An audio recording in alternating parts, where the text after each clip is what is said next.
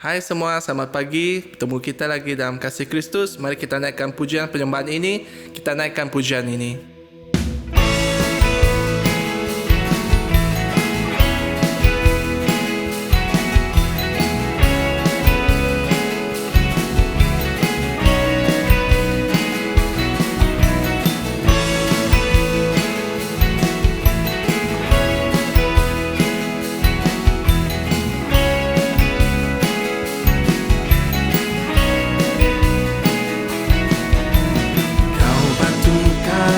Yang teguh,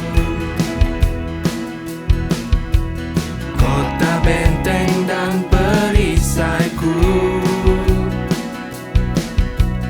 yang menang kalahkan maut, penyelamat yang bangkit dan hidup.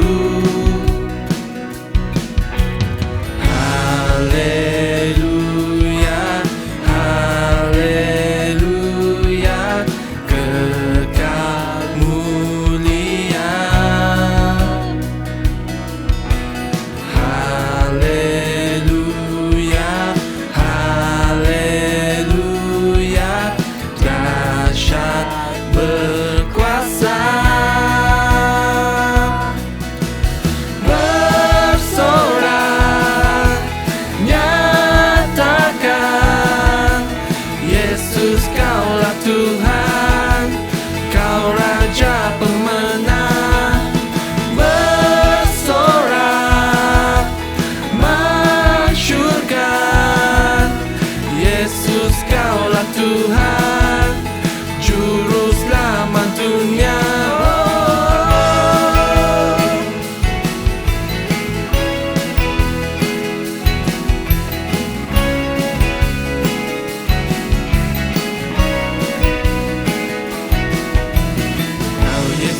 Batu penjuru, darimulah keselamatanku, yang menang kalahkan maut, penyelamat yang bangkit dan hidup.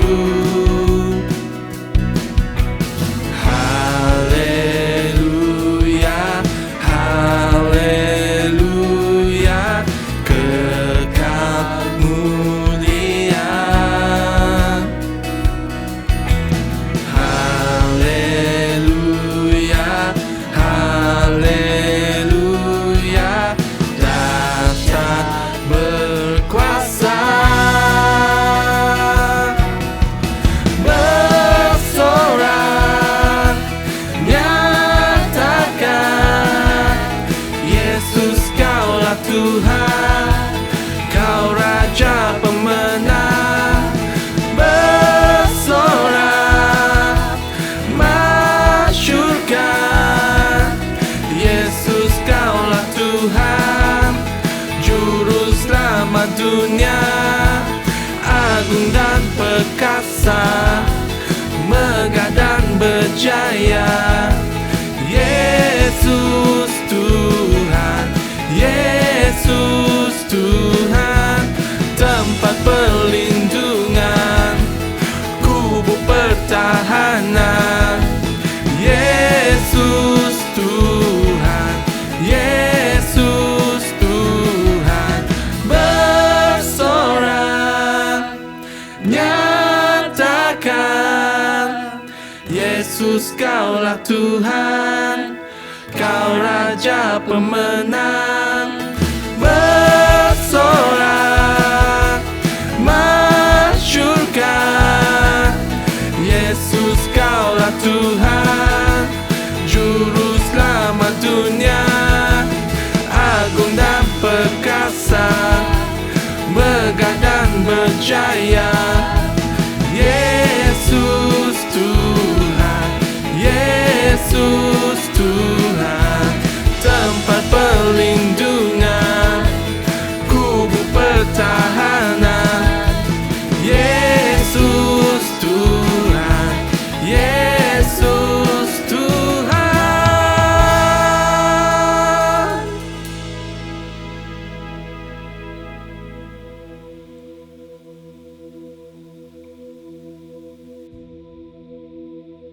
Ku buka hati untuk jamahanmu, berserah penuh di hadiratmu.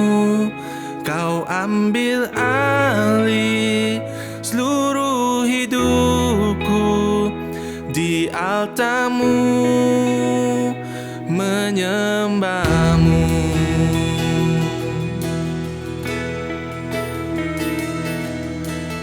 Rohmu yang hidup penuhiku, mengalir dalamku. Jiwaku tenang bersamamu dalam naunganmu.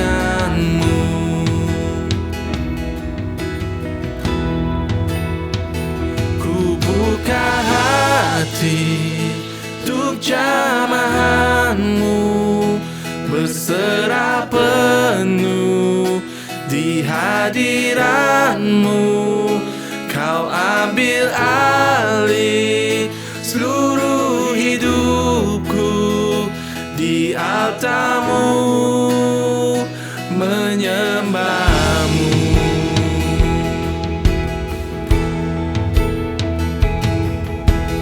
Rohmu yang kudus pulihkanku, Engkaulah damaiku. Ku hidup oleh anugerah-Mu yang menyertaiku, yang menyertaiku. Mari kita naikkan. Ku buka hati untuk jamahanmu, berserah penuh di hadiratmu. Kau ambil alih seluruh hidupku, di altarmu menyembahmu. Ku buka hati untuk jamahanmu, berserah penuh di hadiratmu. Kau ambil alih seluruh hidupku, di altarmu menyembahmu, di altarmu menyembahmu, di altarmu menyembahmu.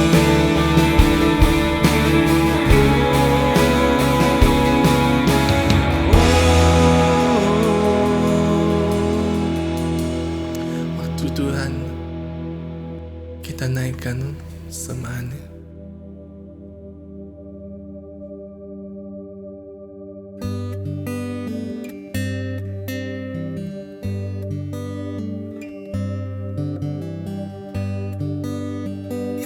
Haleluya Tuhan.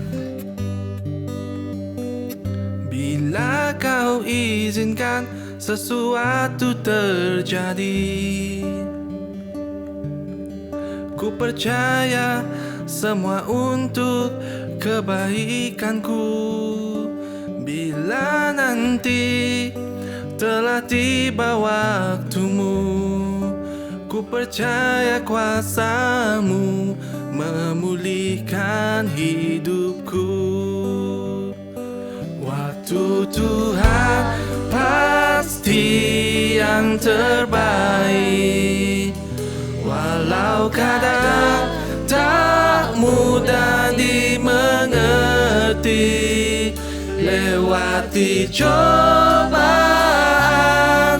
ku tetap percaya waktu Tuhan pasti yang terbaik.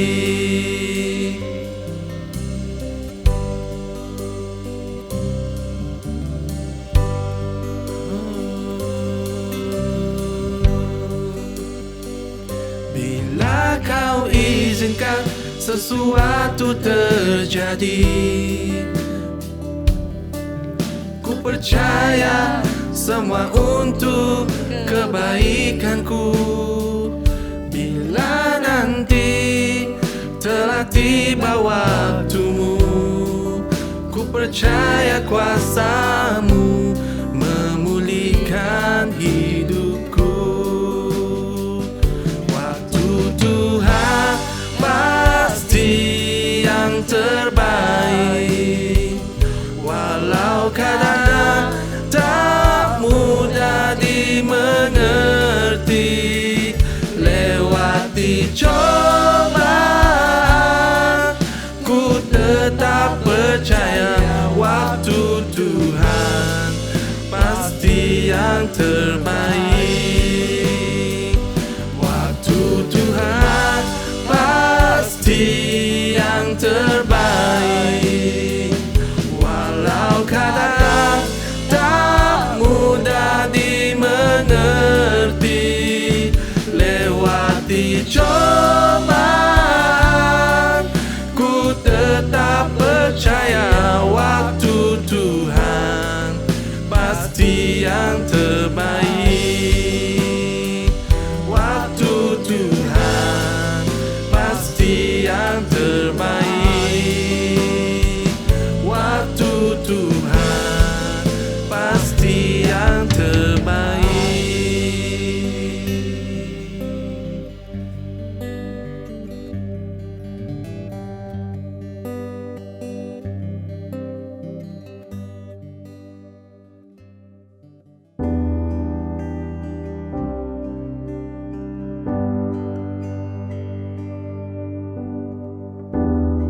Hai, Shalom, Happy Father's Day, Selamat Hari Bapa.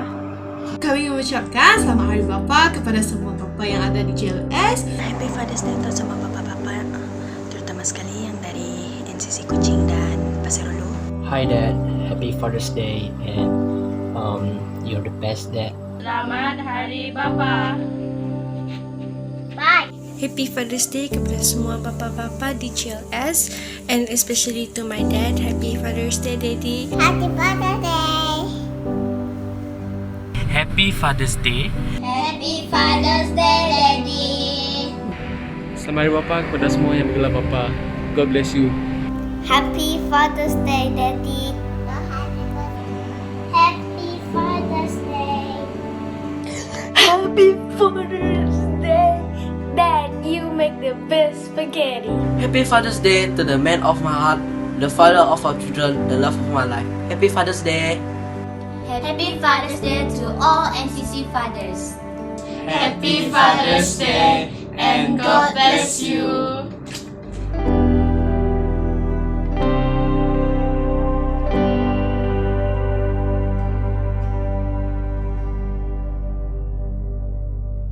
Selamat pagi dan shalom kepada para pemimpin dan juga para penetua serta semua jemaat Samada dari New Covenant Church, Seoul Candice Fellowship dan juga Grace Levites Century. Dan saya bersyukur dan berterima kasih karena mengundang saya untuk berkongsi dengan kalian, dan saya percaya bahwa kalian bersama dengan keluarga di rumah beribadah bersama-sama dan mendengar firman Tuhan bersama-sama. Dan pandemik ini membawa kita semakin rapat di antara satu sama lain, terutamanya antara keluarga. Dan saya percaya ini adalah kesempatan yang paling sesuai bagi kita untuk sama-sama merenung firman Tuhan dan berkongsi firman Tuhan dengan ahli keluarga kita. Jadi pada pagi ini saya ingin kongsikan firman Tuhan yang saya percaya sangat dekat dengan senario kehidupan kita, yaitu berkenaan dengan pandemik yang sedang kita alami dan bagaimanakah kita sebagai orang Kristen melihat pandemik ini daripada perspektif firman Tuhan. Dan saya percaya bahwa ini menjadi hal yang sangat penting bagi kita untuk kita bincang pada pagi ini. Oke, jadi saya akan ambil firman Tuhan dari Kejadian bab 1 ayat 26 sampai 27. Dan ayat firman Tuhan ini adalah favorite firman Tuhan yang saya tidak pernah lepaskan untuk saya renung dan untuk saya kupas di dalam kehidupan pribadi saya, untuk saya melihat siapakah diri saya yang sebenarnya. Jadi Kejadian bab 1 ayat 26 sampai 27, firman Tuhan berbunyi seperti ini. Ayat 26, berfirmanlah Allah, baiklah kita menjadikan manusia menurut gambar dan rupa kita, supaya mereka berkuasa atas ikan di laut dan burung-burung di udara, dan atas ternak dan atas seluruh bumi, dan atas segala binatang melata yang merayap di bumi. Ayat 27, maka Allah menciptakan manusia itu menurut gambarnya. Menurut gambar Allah diciptakannya dia, laki-laki dan perempuan diciptakannya mereka. Saudara dan saudari, semua aspek kehidupan kita sangat penting bagi Allah. Tetapi malangnya tidak semua manusia mengetahui kebenaran ini, bahwa semua aspek hidup kita adalah sangat penting bagi Tuhan. Apatah lagi, ramai orang tidak percaya apa yang Allah sudah sediakan bagi mereka. Sebab itulah permulaan hidup Kristen kita adalah daripada apa yang Allah katakan sudah selesai itu. Bukannya kita memulakan satu larian, tetapi Yesus sudah menamatkannya, dan baton kemenangan Yesus itu diberikan kepada kita. Oleh karena itu, ramai di antara kita mendengar orang berkata begini, God is good all the times God is good. Pernah dengar? Saya sering mendengar orang mengatakan begini. Tetapi soalan saya, adakah kita tahu ataupun percaya bahwa Tuhan itu sentiasa baik? Sama ada pada waktu kita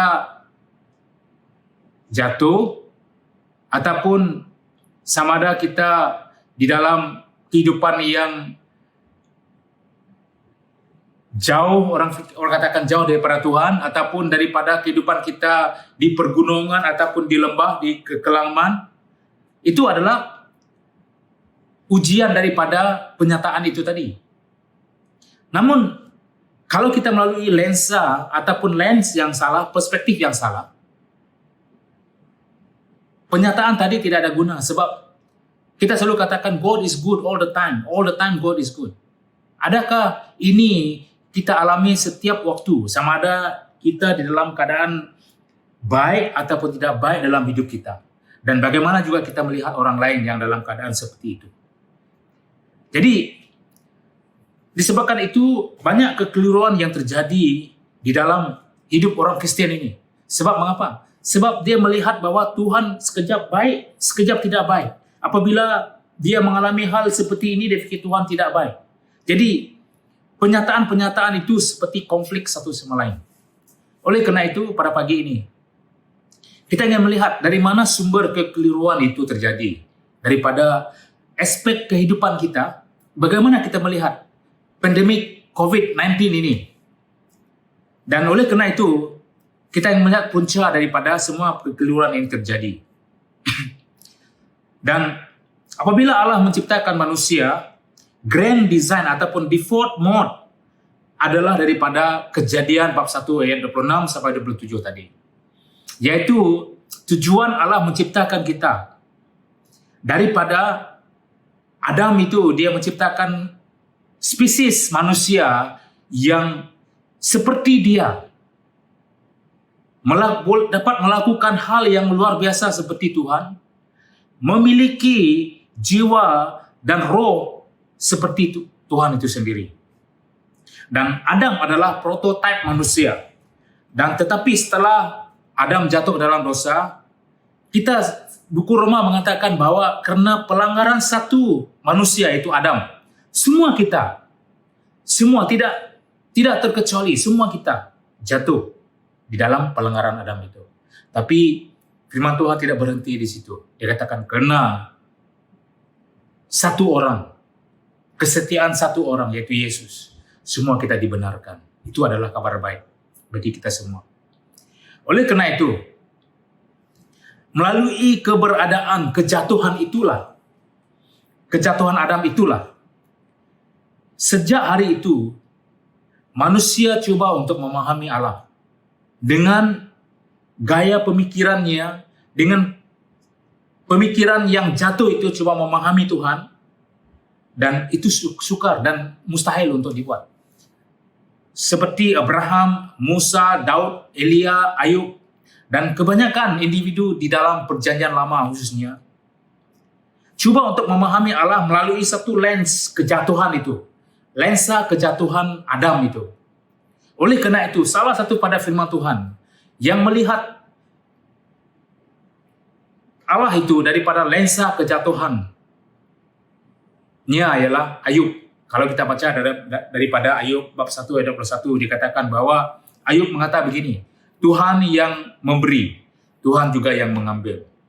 The Lord gave, the Lord has taken away. Apabila Ayub kehilangan anak-anaknya, semua harta miliknya hilang, dan dia katakan Tuhan yang mengambil semuanya itu. Itu adalah salah satu contoh manusia yang melihat Allah itu menghakimi, membunuh, ataupun memberi sesuatu yang buruk dalam hidupnya, dan dikatakan Tuhan yang salah, Tuhan yang tahu, Tuhan yang mengambil ini. Tuhan yang memberi dan Tuhan yang mengambil. Dan ini adalah salah satu pada perspektif ataupun kepercayaan yang salah berkaitan dengan Tuhan. Tapi Tuhan tetap membenarkan ini terjadi supaya kita tahu, menghargai bagaimana Yesus itu. Mungkin kita tidak tahu bahwa hal ini terjadi dalam hidup kita. Sebab salah satu daripadanya, sebab Yesus belum dinyatakan secara benar dalam hidup kita. Yaitu substance, yaitu Yesus itu belum dialami, belum kita tahu. Sebab kita masih di dalam bayangan hukum Taurat itu, yang mengungkung pemikiran kita sehingga kita melihat Tuhan itu Tuhan yang menghakimi, Tuhan itu adalah Tuhan yang murka, Tuhan itu adalah Tuhan yang menghantar penyakit ini, Tuhan ini adalah Tuhan yang membunuh, dan semuanya itu adalah perspektif daripada manusia yang jatuh nature dia daripada Adam itu. Tapi kita bersyukur karena kita ada Yesus yang menggambarkan Allah itu sendiri. Jadi Yesus yang memberikan gambaran siapa Tuhan itu yang sebenarnya. Jadi dalam era modern seperti ini, kita mengalami hal-hal seperti itu, di mana kita masih ada veil yang menutupi wajah kita, yang masih menutupi pemikiran kita, sehingga kita tidak boleh melihat begitu dalam, lebar, dan tinggi, dan juga luas kasih Tuhan kepada kita.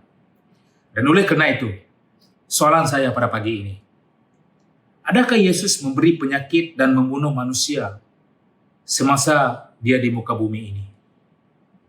Adakah kita membaca dalam perjanjian baru, adakah Yesus memberi penyakit ataupun membunuh sesiapa di dalam perjanjian baru? Kalau jawabannya tidak, mengapa kita berpikir bahwa Tuhan Yesus ataupun Tuhan memberi COVID-19 ini? Itu adalah bukan Tuhan yang memberi COVID-19. Virus ini bukan datang daripada Tuhan. Dan Tuhan tidak menghakimi kita. Dan kalau mengikut data pada 16 hari bulan Jun 2020, Malaysia mencatat kematian 121 dengan kes positif COVID 8.000 lebih, 8.494. Dan secara secara global terdapat lebih 8 juta kes positif, dan juga melibatkan lebih 436.000 yang sudah meninggal di seluruh dunia. Dan ramai yang membuat teori konspirasi daripada kejadian virus ini. Ada yang katakan virus ini adalah ciptaan daripada seseorang, daripada makmal inilah, daripada orang tertentu lah, daripada pihak company syarikat ini untuk mencipta satu vaksin untuk mendapat keuntungan. Dan ada juga manusia yang percaya bahwa virus ini diberikan oleh Allah kepada manusia untuk menghakimi sebab manusia begitu jahat.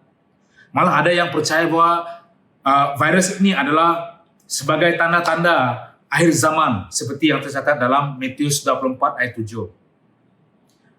Dan semua kepercayaan seperti ini sebenarnya sedikit sebanyak menjadikan kita Tuhan itu adalah Tuhan konspirator yang mempunyai konspirasi untuk menghantar penyakit ini kepada manusia.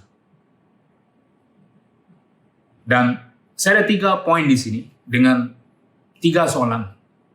Yang pertama, adakah Allah yang membawa virus ini untuk mengajar kita sesuatu? Soalan yang pertama dan juga poin yang pertama.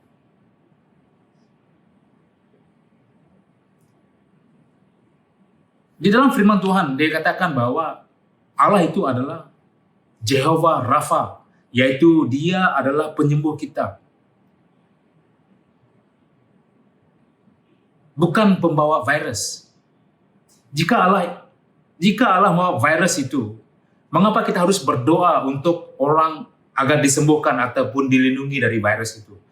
Bukankah kita telah melanggar kehendak Tuhan untuk agar virus ini segera dihentikan, seolah Tuhan yang menghantar dan kita berdoa untuk orang disembuhkan? Nampak kontradik di situ.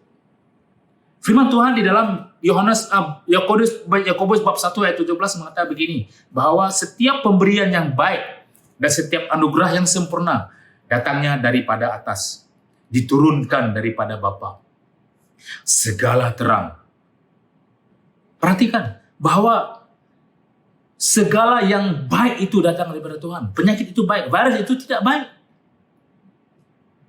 Jadi oleh karena itu Allah tidak membawa virus itu untuk mengajar kita sesuatu. Tidak. Yang kedua, poin yang kedua. Adakah Allah membenarkan virus ini untuk bermaharajalela sehingga berjuta-juta orang dijangkiti dan beratus-ratus orang meninggal, beratus ribu orang meninggal? Soalan saya, jika kita percaya bahwa Allah yang memberikan virus ini sehingga membunuh beribu ratus ribu orang dan berjuta orang yang dijangkiti oleh virus ini. Soalan saya yang seterusnya, adakah Anda sebagai seorang orang tua, seorang bapak ataupun ibu, membenarkan pembunuh mengambil nyawa anak Anda?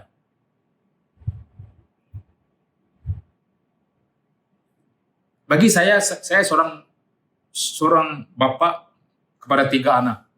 Sukar untuk saya mempercayai bahwa Allah yang membenarkan virus ini bermaharajalela dan membunuh orang. Dan sebenarnya kepercayaan seperti itu adalah kepercayaan daripada kejatuhan Adam itu. Kita tidak melihat bahwa Allah itu adalah terang. Di dalam terang tidak ada kegelapan. Amin. Jadi oleh karena itu firman Tuhan di dalam Matius 7 ayat 11 mengatakan begini. Jadi jika kamu yang jahat tahu memberi pemberian yang baik kepada anak-anakmu, apalagi kamu, Bapamu yang di surga, ia akan memberikan yang baik kepada mereka yang meminta kepadanya. Jadi virus ini bukan sesuatu yang baik, saudara dan saudari. Sebab saya percaya bahwa Bapa kita sentiasa ingin sesuatu yang baik untuk kita. Mungkin kalian adalah bapak ataupun ibu. Kalian ingin melihat anak-anak kalian lebih baik daripada Anda sendiri. Betul? Saya selalu ingatkan anak-anak saya. Saya katakan kalau boleh, kalian 100 kali ganda lebih bagus daripada saya.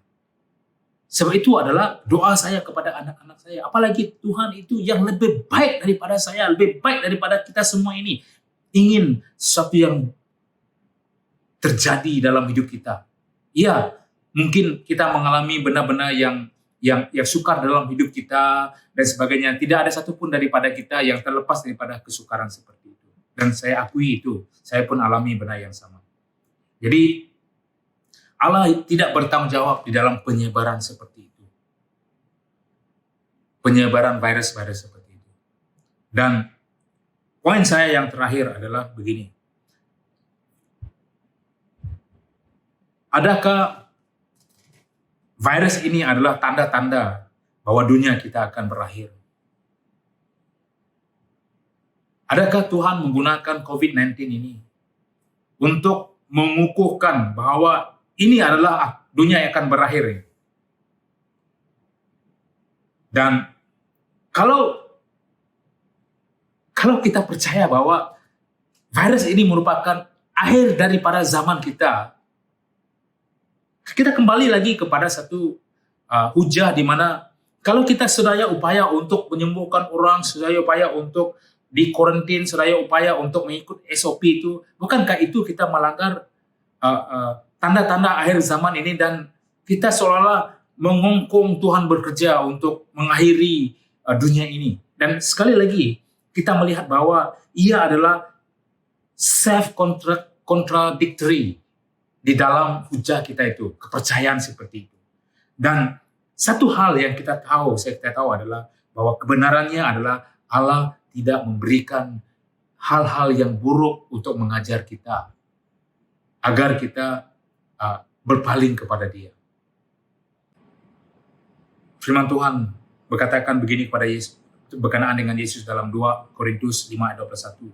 Dia yang tidak mengenal dosa telah dibuatnya menjadi dosa karena kita, supaya dalam Dia kita dibenarkan oleh Allah.